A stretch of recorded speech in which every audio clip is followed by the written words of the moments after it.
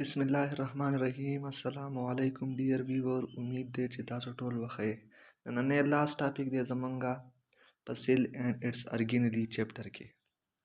Osmosis. It is the diffusion of solvent water through semi-permeable membrane. زمونږ سره چې کوم پلازما ممبرین دی نو دا سیمی پرمیبل ممبرین دی چې د دې په ذریعه کله د واټر ډیفیوژن کېږي. ډیفیوژن مین چې د هایر کنسنټریشن نه چېرته ځي لوور کنسنټریشن ته ځي نو دې ته زمونږ سره څه وایي دې ته زمونږ سره وایي ډیفیوژن آف سالوینټ د چا په ذریعه ځي تھرو سیمی پرمیبل ممبرین د سیل ممبرین په ذریعه ځي نو دې ته زمونږ سره اوسموسیس وایي. Controlled by relative concentration of solute in the water on both sides of the membrane. Let's suppose دا زمونږ سره سیل دی او دا زمونږ سره سیل دی او دا زمونږ سره سیل ممبرین نه باره سره. اوس په دې کې د سلوټو مقدار د دننۍ په نسبت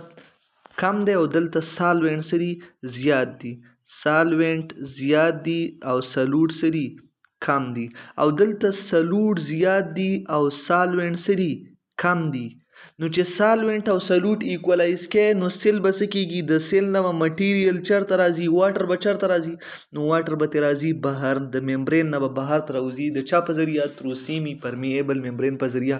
ولې ټو ایکولایز د سلوټ کنسنټریشن فار واټ پرپز ایکولایز د سلوټ کنسنټریشن ټو چې زمونږ سره ایکویلیبریم راولي. نو د ایکویلیبریم راوستو دپاره به دی څه چل کوي دی به سالوینټ چې کم واټر دی نو دا به د سیل نه راځي چېرته به راځي دا به راځي هغه ځای ته چېرته چې سلوټ زیات دي او واټر سری کم دي د دې لپاره چې دی ایکولایز کی یعنی ایکویلیبریم ته راولي بوت کنډیشن. Second number, water always move from hypotonic solution concentration to hypertonic. دا خبره الټه ده. hypotonic څه ته وایي hypotonic دې ته وایي hypotonic دې ته وایي چې سلوټ پکې څه وي کم وي کم او سالوینټ پکې څه وي زیات وي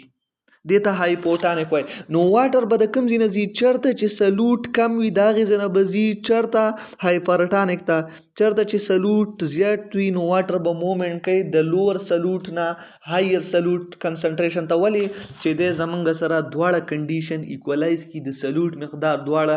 برابر شي دیټس وای ایکویلیبریم به زمونږ سره آکر شي. Few example of how osmosis occur in cell are diagram. په ډایګرام کې زمونږ سره ورکړي دي سیل زمونږ سره په هایپوټانیک سلوشن کې پروت دی. هایپوټانیک سلوشن څه ته وایي چې چېرته د سلوټو مقدار کم دی. نو اوس به څه چل کېږي اوس به داسې چل کېږي چې کله زمونږ سره سیل په هایپوټانیک سلوشن کې پروت وي نو د انوایرمنټ نه به واټر چېرته ځي سیل ته به ځي. نو سیل به څه کېږي سیل به لایزډ کېږي. لایزډ مین زمونږ سره به په دې کې اوپننګ کریټ کېږي. ولې به اوپننګ کریټ کېږي د دې وجې نه به اوپننګ کریټ کېږي چې په ده باندې واټر څه شو زیات شه. که په پلانټ سیل نه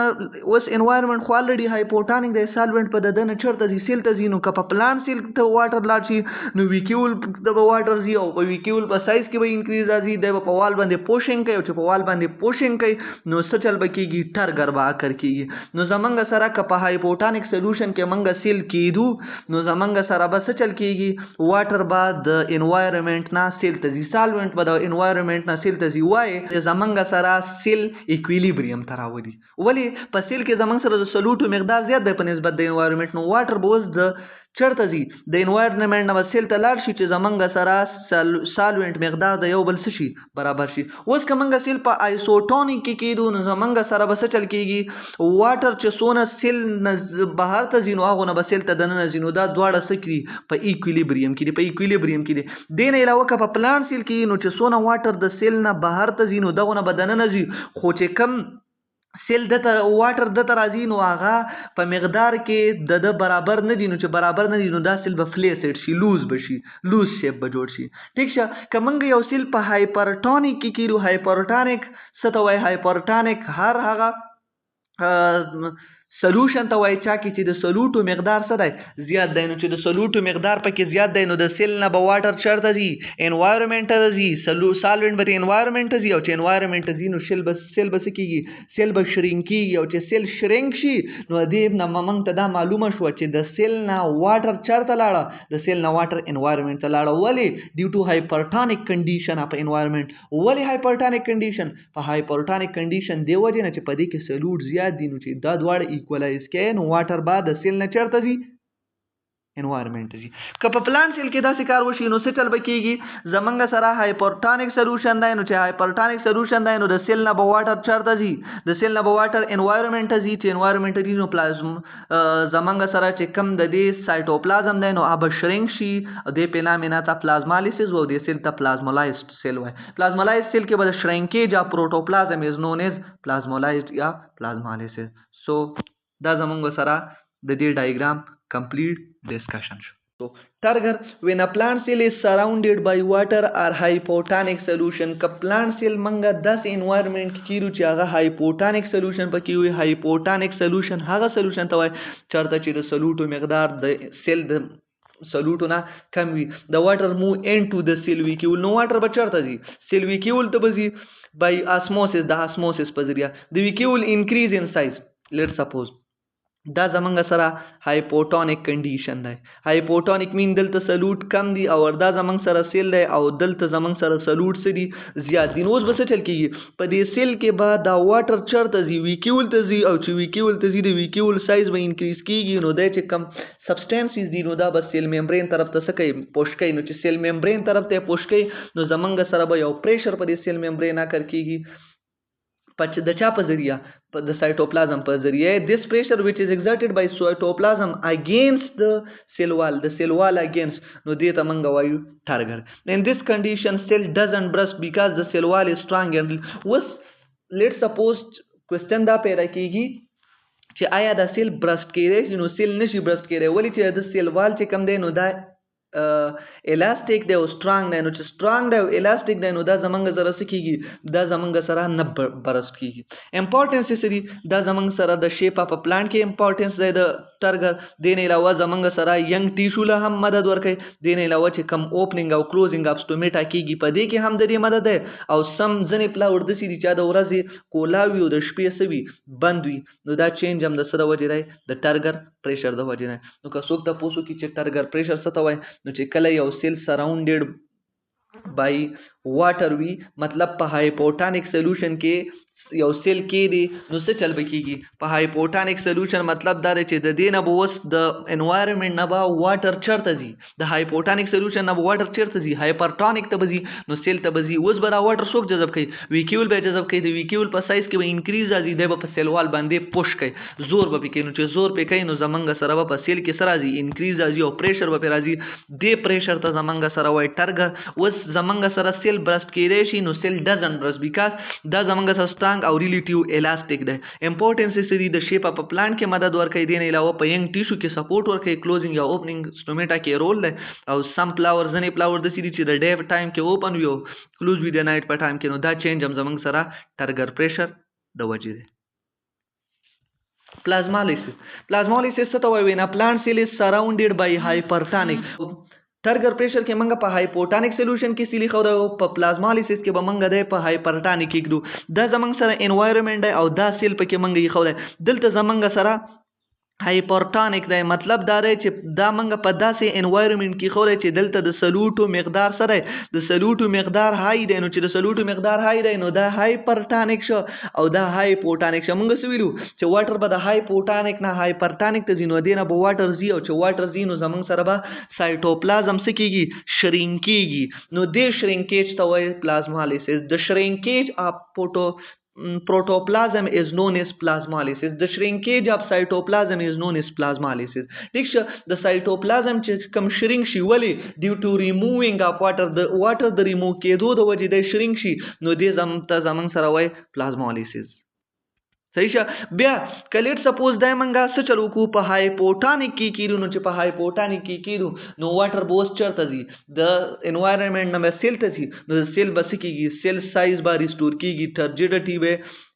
restore its turgidity به restore شي دې process ته وایي deplasmolysis. نو د plasmolysis definition دا چې the shrinkage of protoplasm is known as plasmolysis while the reverse of plasmolysis is known as deplasmolysis. په یو کې shrinkage of protoplasm وشو په یو کې خپل پام ته واپس شو protoplasm نو دې ته زمونږ سره deplasmolysis وایي. Another topic, active transport. Sometimes cell membrane help to move the substance against the gradient from the area of lower concentration to the area of higher concentration. Mangawe normally the substances the higher concentration na lower concentration ته ځي خو وس پدې کې let suppose دا process الټا شي the lower concentration na substances higher concentration ته ځي نو د uphill movement لپاره به د expenditure of energy د ATP ضرورت وي ATP څه ته وایي adenosine triphosphate ته وایي ټیک شه نو د دې انرژي ضرورت به وي اوس به زمونږ سره active transport دی ته وایي active transport څه ته وایي چې کله molecule د lower concentration نه high ته push کیږي by the expenditure of energy ATP is known as active transport. For the active transport of substances, carrier protein is present in cell membrane use energy. Was the active transport the para medium so then zamang sara delta carrier protein present or the carrier protein this